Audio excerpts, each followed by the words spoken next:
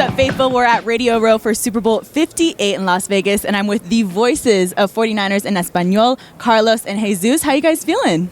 Pretty good. Thanks for having us. Yeah, it's amazing. Radio Row yesterday, the opening night. So yeah, it's pretty amazing. Yeah, Carlos, how you feeling in Vegas? Yeah, in my case, I'm going to be absolutely honest. It's my first season with the team making it to a Super Bowl, right? It's my third season with the team. We made it to the NFC Championship 3 times in a row. I was dying to be here, and we're here. We're here, and we had opening night. How was the media craziness? Were you guys interviewing the players on? What were their emotions like? Yeah, it was pretty amazing because we got the chance to ask him different questions. For example, who on the team has the best poker face? So it was really fun stuff. Now we usually ask him stuff, about the game, what's the strategy, but this time we kept it more fun. When in Vegas, right? Yeah. And especially because when you think about how the Super Bowl week is, right? There has to be that balance between having fun and taking care of business. And if we're gonna stand up, on business, we also need to have fun. And I think that media, they always gives you that idea to like relax, and it allows the players to also kind of like bask into the fact that they're in the Super Bowl. Yeah. Like this is not something that they do every day. They get to see like all the colors, everything out, and it's super fun. Yeah, a super surreal moment. And the faithful showed out at opening night. What was your reaction to hearing the crowd go crazy when the Niners came out? Yeah, it was amazing because everything that like the team came out, it was like yeah. And then when the Chiefs came out, like, you could hear it. You could hear it. It was known. Yeah, they made it known. Yeah, I know. So that experience was amazing because even like when the two teams were together, like shaking hands, and you notice it. You immediately noticed that there were more faithful out there. Definitely a lot of faithful. They took over.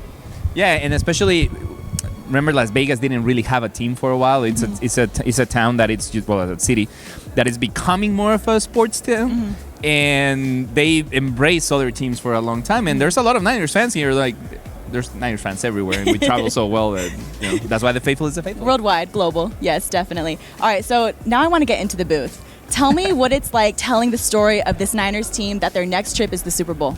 Yeah, it's amazing because, the team obviously is full of stars. So it's like a really special group of people, like they say it. And it's hard, in the NFL, it's hard to win. And you have and when you have a team like the Niners, like for the last few years going to NFC Championship game, they've done an amazing job with the draft, and with free agency. So it's really amazing to tell the story of the team. And you can see them like every day we're in the locker room. You can see all the good chemistry. So yeah, it's amazing of telling a story like that. Yeah. And on my side, I will say more that I grew up in Mexico City, was born and raised, and I grew up around football. Anyway, I feel like some people sometimes don't understand how big football is in other countries. We have a huge college league, and then you grow up seeing all these crazy teams. And I grew up watching the Niners of Joe Montana and Steve Young and Jerry Rice. So to be able to be here and be able to like translate those things into the different language and bring it to a lot of people that always spoke Spanish and always have it there. I think the team has done a marvelous job in taking into consideration also that community because they're los fieles también. Yes. And it's great to have them on. That's awesome. Well, you spoke about the chemistry between the team and the locker room, but you guys also have great chemistry on the air. So I want to know, what are like the top 3 funniest moments you've had throughout this season? Well, yeah, we definitely have chemistry, but sometimes we even miss the high fives. Yeah, like on the divisional round against Green Bay, we were like so excited. Yeah, touchdown, and then we're like, oh, we missed the high five. Yeah, so that definitely is one of the funniest moments. Okay, yeah. What about you? We definitely need to rewrite that route and run it the correct way because we didn't nail that pass. I also think one of the great things of being together is also like, I think our personalities kind of blend well when we do these things. So, because we're so passionate that it just translates it to you. Yeah. Like, even there's sometimes you're like, no, I'm gonna keep it pro, and then you can see in those videos I'm like shaking my hands. I'm just looking at him because whenever he starts getting stressed, he gets me stressed. I'm like, Jesus, don't do this to me. I will say my favorite time. I'm actually gonna throw him a little bit under the bus. He was really nervous by halftime of the last game. Yeah, understandable. You could see his face, and then little by little you see the like that, and all of a sudden the color. That's his job, is to talk to you.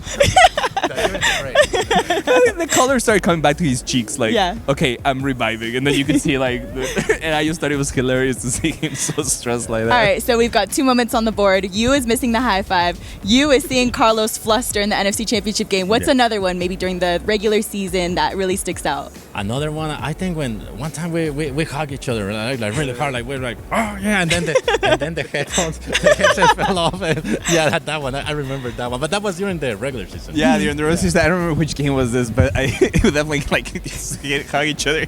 And I was talking, and my headset just flew off. It's like, oh, hold on, let me fix it.